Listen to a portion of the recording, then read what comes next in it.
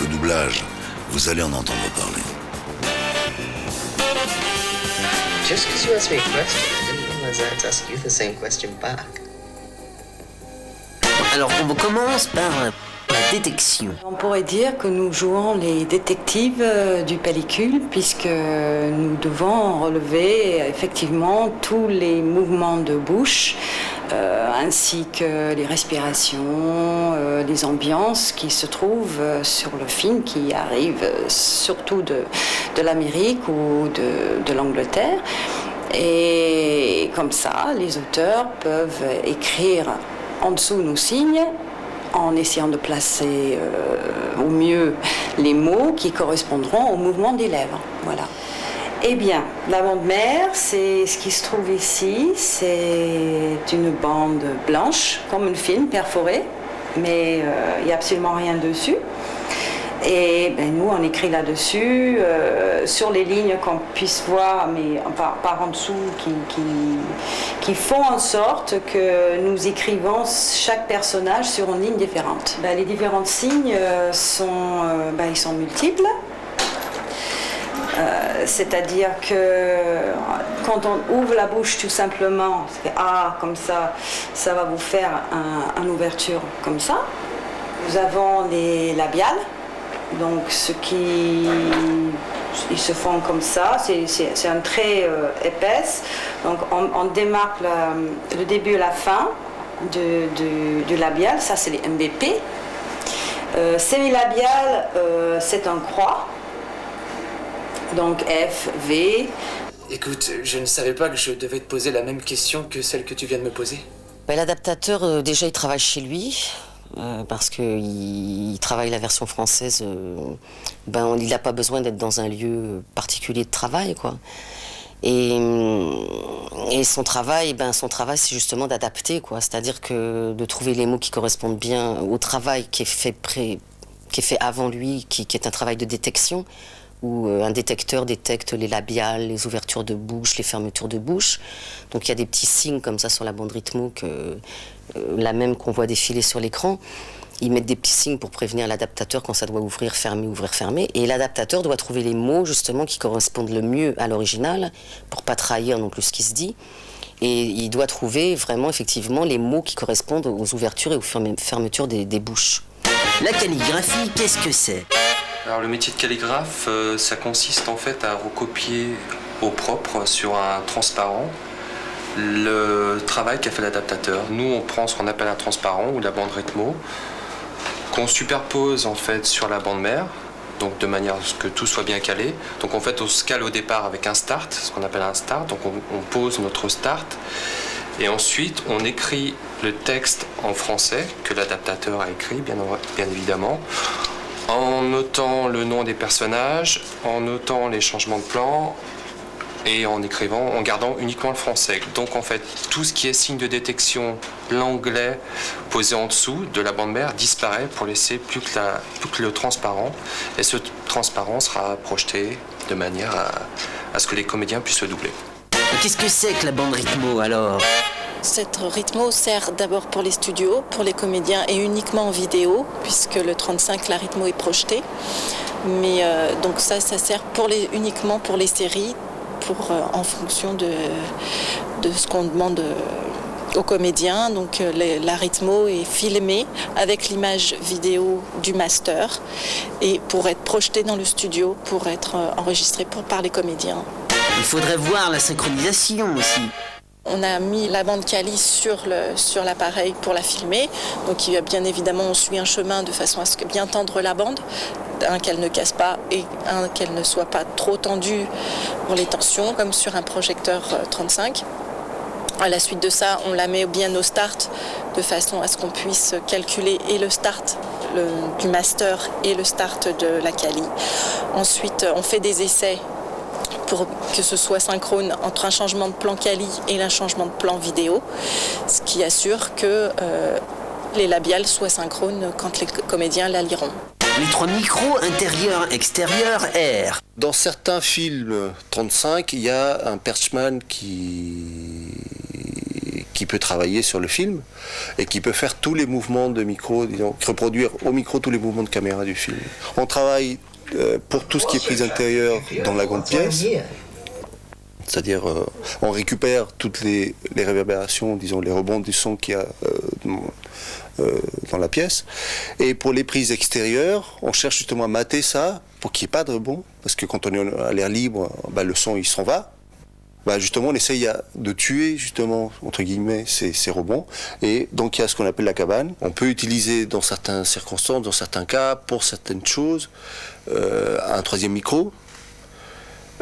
Qu'on va mixer avec le premier micro, disons avec le premier ou le deuxième micro, pour éloigner ou plus ou moins rapprocher les voix. Les plans sonores, il faut les respecter, voyons. La distance par rapport au micro n'est pas compensable avec un potentiomètre.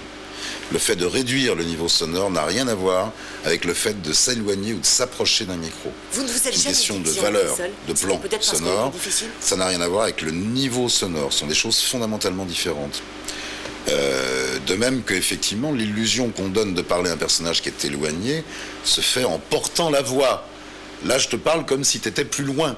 Ça ne veut pas dire fatalement que je parle plus fort, là. Alors je te parle, tu es près de moi. Je te continue, je parle à peu près avec le même niveau sonore. Mais dans un cas, je parle plus loin. On a tendance à avoir la voix qui s'élève, d'ailleurs, dans ce cas-là. On n'y peut rien. La tessiture, on reste moins dans le grave, on remonte. Et c'est ça qui donne l'effet d'éloignement ou de proximité. En fait, je comprends pas grand-chose. Le propre du doublage, c'est de se mettre à la portée du personnage. C'est de rentrer dedans. Nous, on a des limites, et la limite, c'est ce que va donner la personne à l'écran. On est comme Jennifer Aniston et Brad Pitt. Des fois, on regarde la boucle qu'une seule fois et on y va direct. Ils sont mariés. C'est vrai que pour les séries, on regarde une fois, deux fois, et puis on y va. Pour les films, on peut la voir une fois, deux fois, trois fois. On y va une fois, on la revoit en anglais, et on y retourne. On peut la revoir une troisième fois. Enfin, pour les films, on a beaucoup plus de temps. Pour les téléfilms, moyens, et pour les séries, c'est vrai qu'il y ait un peu plus, quoi. Laisse tomber. En fait, on est rémunéré à ce qu'on appelle la ligne. Une ligne fait 50 caractères, c'est-à-dire mon prénom c'est Laura, L-A-U-R-A, 5 caractères, voilà. Un trou c'est un caractère, des guillemets sont un caractère, donc 50 caractères d'affilée font une ligne, 34 francs. Tu m'aurais parlé avant de te jeter sur moi. Mon travail de directrice de plateau consiste à faire le travail d'un metteur en scène sur un plateau de tournage. C'est-à-dire que je dirige vraiment les comédiens au niveau des intentions, de la sensibilité de la scène. Et il ramène sa nouvelle conquête de la semaine. Cette fois, il en a c'est les mêmes indications qu'un metteur en scène au cinéma. Il peut pas en trouver une qui ait quelque chose dans le crâne avec qui il pourrait s'installer, avoir des gamins. Le critère artistique, c'est surtout qu'on soit fidèle à l'original, le plus possible. C'est-à-dire qu'on ressente les mêmes choses une fois qu'on a écouté l'original, qu'on ressente les mêmes choses après en français. On peut nous imposer des comédiens lorsque, par exemple, un comédien américain est doublé principalement par un acteur français. Donc, on préfère que ce soit la même voix, le même comédien qui suive l'acteur américain. Généralement, c'est les seuls cas où vraiment on nous impose un comédien. Dans les dessins animés, qui fait le doublage? Franchement, les films d'animation, les dessins animés, c'est la cerise sur le gâteau, quoi. C'est ce qu'il y a de mieux pour nous parce que c'est un dessin animé, donc on fait ce qu'on veut, quoi. Donc on peut se permettre n'importe quel délire, quoi. Et moi, un de mes meilleurs souvenirs de doublage, c'est Pampan dans Bambi. J'ai fait la nouvelle version j'ai fait Pampan dans Bambi, et je l'ai fait rock'n'roll, quoi.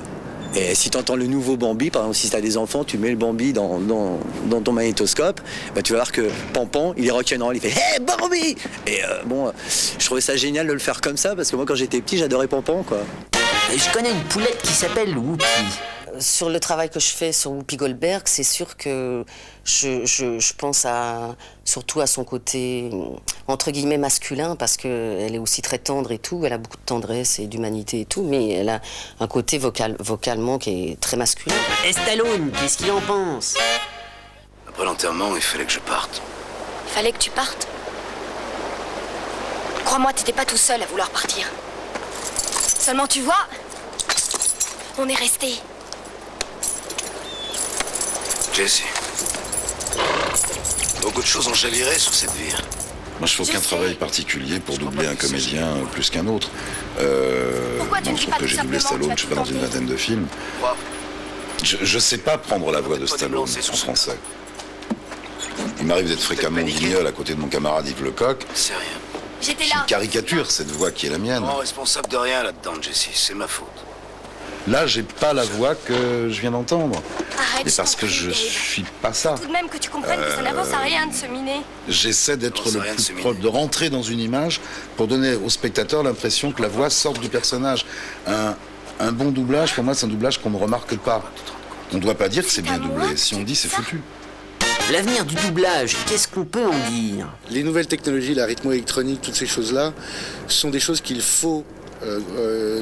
auxquelles il faut croire, qu'il faut essayer de développer, parce que je crois que la détection, la calligraphie, ce sont des travaux très laborieux qui ne sont pas vraiment bien rémunérés ni très valorisants, et que tous ces gens qui font de la détection et de la calligraphie pourraient faire de l'adaptation, pourraient faire des choses beaucoup plus intéressantes. Et à mon avis, on va arriver à un moment donné où on ne pourra plus faire ça sur le mode artisanal. Ça va se généraliser et on va être obligé d'utiliser les nouvelles technologies, ce que nous faisons avec plaisir. Alors quoi, VO ou VF? Je suis un petit peu comme certains cinéphiles qui aiment voir les VO, j'adore voir les VO. Pour plusieurs raisons. D'une part, il est très difficile de rester vraiment fidèle à ce qu'a voulu faire un réalisateur. Donc, obtenir la création originale, c'est quand même ce qu'il y a de plus parfait. Et que si on a la chance de comprendre un peu l'anglais, d'arriver à saisir les nuances, il vaut mieux aller voir un film en version originale, bien évidemment. Tout simplement parce qu'il a été fabriqué dans cette langue. Maintenant, lorsque la personne qui s'occupe du doublage prend soin de son travail et essaye de le faire avec cœur et avec passion, on arrive quand même à se rapprocher beaucoup d'une qualité, d'un résultat le plus fidèle possible à la version originale.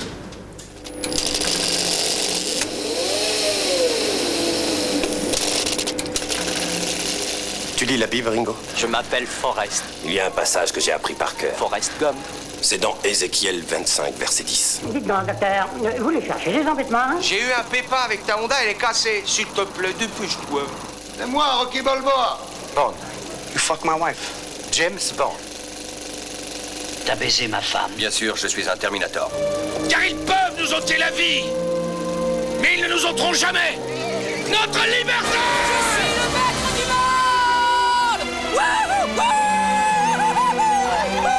C'est pas vrai, il y a combien de classes dans cette satanée école?